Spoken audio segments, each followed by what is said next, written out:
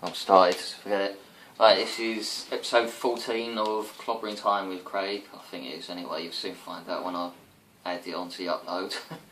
Anyway, we're going to talk today mainly about Night of Champions, a preview of the pay-per-view tomorrow night.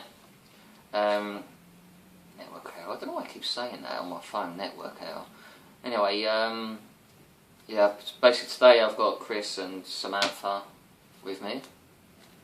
Peering over. Yeah, first let's talk about the pre-show, which is number one contenders for the tag titles, which is Primetime Players versus the Usos versus tons of rubbish, tons of funk, versus the Real Americans versus 3MB. Now, to me, it's pretty obvious Primetime's gonna win that, because there's more chance of me being in it and winning the match than the 3MB actually winning it. Tons of Funk are just there just to fill the match. The Usos, they've stopped pushing them already. The only ones that are any contenders to Primetime is the Real Americans, but if they won, it'd be like heel against heel, so I fully expect Primetime to win that and to face a Shield later on in the night for the tag titles. But I don't think they're going to win the titles yet. I think that's going to end in a DQ. And I think maybe at the next pay-per-view, Primetime Players will win the belts, because they'll build up to it slowly. Oh jeez. On the main show you got, which I've only just knew today that was having this match, it was US title Ambrose versus Dolph Ziggler.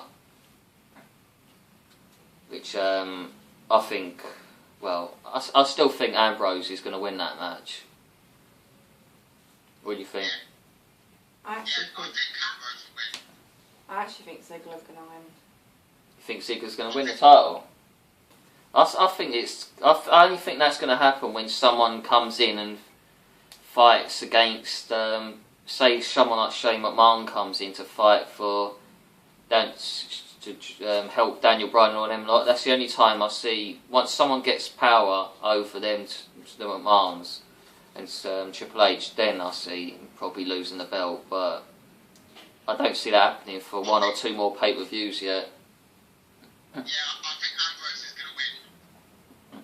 Yeah, I have him to win by pinfall, because until the goodies get some support by someone who's got a share or something.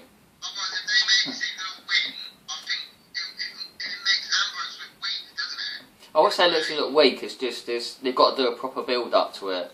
Whereas they've only just started this feud, so they need to do a proper build up to it first.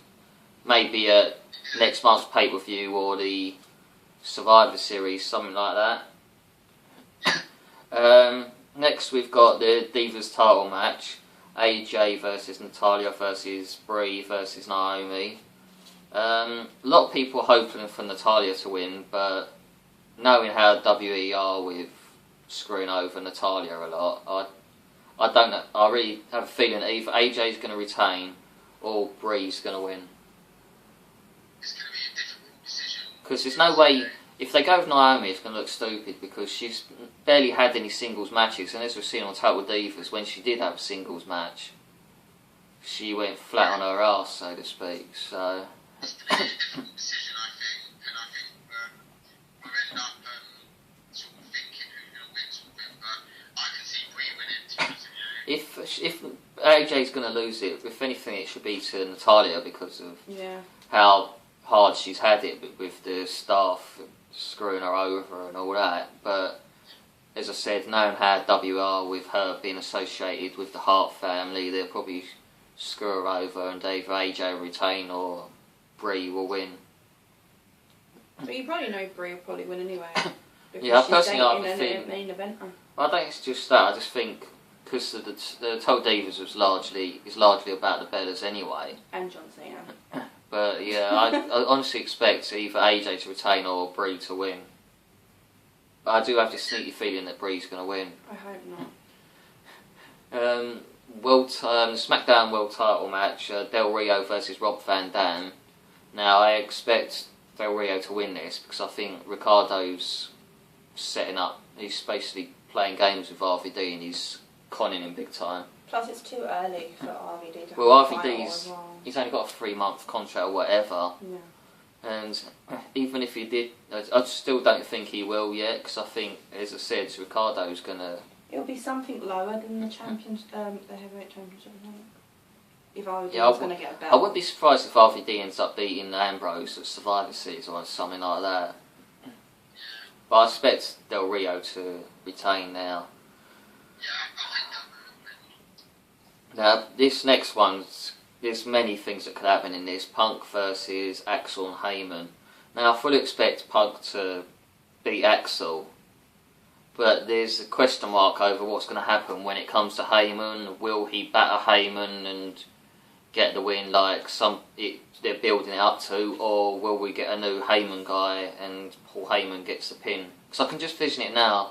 Someone comes out, takes out Punk, and Heyman is curled up in the corner and then goes crawling over to him and gets the pin, something like that.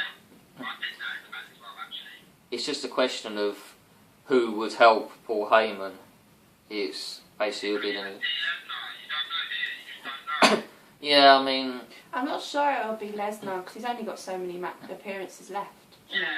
unless I'm hoping Cassius Ono, but I got no chance of that happening. well, he's back. Cassius is back on the NXT roster now because he's lost weight, as I saw in a picture Plus, the other you've day. got Tyson back at live events as well. So Tyson, I'd love it to be Tyson Kidd, because if anyone deserves a big push, it's Tyson Kidd. All Tyson needs is that someone like basically Paul Heyman to push him in that right direction. Either that or someone like Drew McIntyre, because was it on Superstars today? Drew wasn't with 3MB. So I'm just wondering if maybe, again, that's another option of Drew McIntyre as chosen one again with Paul Heyman. Because I think Heyman can make most people look really good if he's allowed to push him in the right direction. I'm not being funny, but I kind of feel like I want the whole thing to come to an end so they can move on to something else. I don't mind. But even if it ended like with Punk becoming a Continental Champion. Yeah, but it's not for the IC title. Yeah, I know, but we kind of thought it might be. But yeah. But even if they did do one more match with Axel and then have him win it and then that's it. I kind of expect it to carry on this whole thing with Punk and Heyman until at least Survivor Series or at the latest Royal Rumble.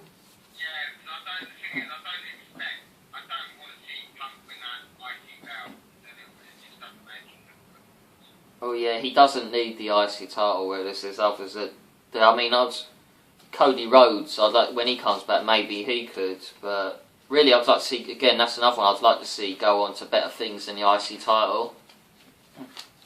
He's done it so many times. And the main event is Randy Orton versus Daniel Bryan. Now, at the moment, they've only got 6 matches in total on the main roster. Whether they add any on the night is another thing. Or pre-show. Well, that's not including pre. No, they probably had it on the pre-show after or something. Well, yeah. Yeah, anyway, the main event is Randy Orton versus Daniel Bryan, and to be honest, I can only see one winner, and that's Randy Orton, because for Daniel, it's way too soon for Daniel to get that, because I think he's going to have to go on the long road, which will lead to something like WrestleMania, and then they'll do the big write-off there where he basically finally gets the title.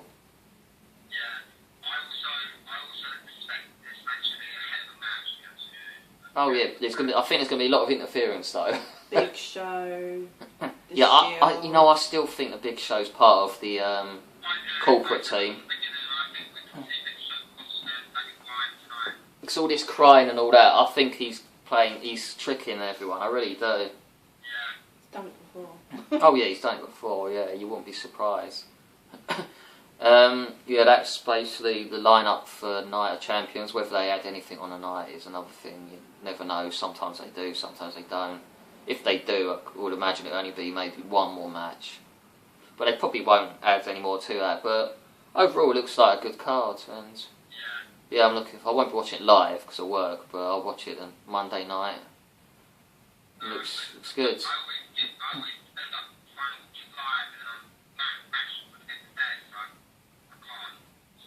Yeah, I used to do it, but as I get older, I can't do it anymore. Oh yeah, well I've already ordered it on box office. Anyway, on Raw this week we had Randy Orton versus Goldust. If Goldust won, Cody would get his job back, I think, as long as he apologised or something like that. And it was a better match than I was expecting, because considering Goldust hasn't been in the ring for a while now, it was one of his better matches he's had in quite a while. And but as expected, Randy won. But there was that moment when Goldust hit Cody's move, kick me a cup in, where it looked like Goldust might win, just for that split second. But once he kicked out of that, you knew what was coming. But yeah, obviously they're building back to... Cause Cody got married, I think, yesterday or the day before. But yeah, they're obviously building back to him coming back. Now the question is, who's going to fight the Goodies corner against the McMahons? Will it be Vince himself, with them in time dropping Vince? Or him just deciding to go against them, not liking the way they're controlling his company? Or will it be Shane McMahon, who has recently resigned from his companies in Tokyo? Is it Tokyo? China. In China. So yeah, it makes you wonder if he's coming back, at least while they do this storyline anyway. But obviously it needs someone who turns out they've got shares in the company or something that can fight their corner. Nah, I don't think you'll see it anymore. I wouldn't be surprised if they just make something up like Mick Foley having a share or something. Or Steve Austin maybe when he's not doing any films. The problem about Linda is that she's too much into politics now. Yeah, she's in their old the whole reason behind politics PG. rubbish. Well, no, that was the PG thing was John Cena was just behind that, but the reason they pushed it even more was because of her political runs, which that was a waste of money. Yeah, well, it was always going to be a waste of money. She was never going to win because they always see in politics. If you're in wrestling, they're always going to bring up what's happened in the past with drugs, and of course they bring up the whole Chris Benoit thing. And as someone in wrestling, you can't win because they're always going to bring out their negative side to do with wrestling and all that. They wasted tons of money on her, and it was annoying. They ended up toning down the whole product of wrestling just because of her. It's like, who cares what she does? We want to see entertainment. But yeah, it's a lot better lately since SummerSlam. It's been a lot better, the Raw and SmackDown and pay-per-views. Yeah, it's been a lot better. I'm trying to think of what else. It was JR announced the other day that he's retired, but there was a lot of speculation into whether he basically was forced into retirement or whether it was his decision. Because wasn't it at the evening with Jay Hart, he gave the impression he wasn't going to retire quite yet, didn't he? But then all of a sudden he's retired. But there was talks that he was pushed out of the WWE because of Ric Flair making a tit of himself at SummerSlam Access. Because as you know, he was drinking all weekend, because all we ever saw was him at the bar drinking. And apparently he went on into a speech about his son and other things and was basically taking control of it. And being usual, they blame it on someone who's thought it wasn't. Of course, as always, they take it out on poor old JR. They were saying about how he lost control of the whole thing. Yeah, which it's like, even though he tried to bring it back. Who can control Ric Flair? To be honest, like he's old enough. Ric Flair's a law unto himself. He's almost impossible to control. And the thing is, JR wasn't the only one in the ring. Was it Jerry Lawler was in there? There was others in there. I didn't see what was wrong with it, to be honest. No, I haven't seen. I watched it online and it didn't seem that bad. What did he talk about? Because I haven't. Obviously, we left before he went into speech. I don't know if it was to do with like the previous night when they had the seminar thing about the actual game. Because only online it was only the roster. That was like the certain roster, WrestleMania roster. We didn't actually know anything. I didn't know anything else because Ultimate Warrior was at the actual talk that they had about the game. I was going to say Ultimate Warrior weren't Access. He was somewhere, and they had a separate night where they talked about the game or something, and Ultimate Warrior was there. Chuck, imagine if we'd have left access and all of a sudden Ultimate Warrior comes out to the ring. Fucking, I would have run back in there, and if they'd said you can't come back in, I would have forced myself through. It's like, it's the Ultimate Warrior in there, I'm not standing out here when I've got a ticket. Mind you, it's a good job we left when we did though, because otherwise we wouldn't have seen Stephanie McMahon, so it all worked out in the end. I'm trying to think if there's anything. There's not really that much else to talk about this week apart from JR's retirement. Jerry Lawler. SmackDown. I've not. No, I've because we was out last night. I've only seen little bits of it. What's that about Jerry Lawler? About the he was in an interview saying that it was Ziggler that kind Oh. of caused the heart attack. Yeah, because Jerry Lawler was. Well, this Smith said in an interview they were talking about Jerry Lawler's heart attack. And apparently a lot of it was to do with his match with Dolph. Was it? It wasn't that same night, It was the tag team match. Yeah, with, it was the with, same night. against Ziggler and Punk. Yeah, it was when Dolph in that match was doing. You know where he does his elbow drops. 10 times. But he did it 10 times to Jerry Lawler apparently, and With the all doctor his weight. with all his weight. And apparently, the doctor reckons it's all those blows with the elbow to the chest that could have triggered it off. Not that Jerry. I don't think Jerry Lawler's directly saying, "Oh, it's your fault." It's just. He was saying it would slow the heart down or do something with the heart irregularly. But it was basically that triggered it off. I don't think Jerry Lawler's annoyed with him or anything because it's wrestling. If you're going to go in the ring, you've got to expect the bumps. It was partially to blame, not all. Yeah, partial, not complete to blame, obviously, because he had, as it turned out afterwards, he did have some health issues there, didn't he? Which we didn't know about. But yeah, that was part of the reason that he had the heart attack. But I also said you can't get the ump with. We can't blame him. No, you can't blame Dolph because it's wrestling, and end of the day you're going to get hurt sometimes. So, but yeah, that's pretty much the JR retirement, Jerry Lawler's interview, and Night of Champions is pretty much it for this week, as well as Raw. There's nothing else really major to talk about. Yeah, as you may have seen on my Twitter, I posted a birthday card that Chris and Nicole got me with a picture of me and Stephanie on it and a few other little things on it, which was really cool. And my wrestling birthday cake as well, which we had a few problems with at first, where it was doing a little mini ring collapse, Brock Lesnar style, wasn't it? Where the bloody rope broke and the ring post was starting to bend, but managed to sort it. And yeah, we've still got loads of that bloody cake left. It was so filling. But yeah, that was cool. Got your birthday tweet? Yeah, thanks to Samantha, I got a birthday tweet from Rosa Mendez, which was really cool. Also got a tweet and Instagram message from Layla as well. So yeah, that was really cool. And yeah, that was my birthday the other day basically, and yeah, that's pretty much it for this week. We'll be back again next Sunday to talk about the results of Night of Champions and basically anything else that crops up in between then. Probably a little bit about TNA. But that's it for this week, and we'll see you next week. Say bye. Cheerio.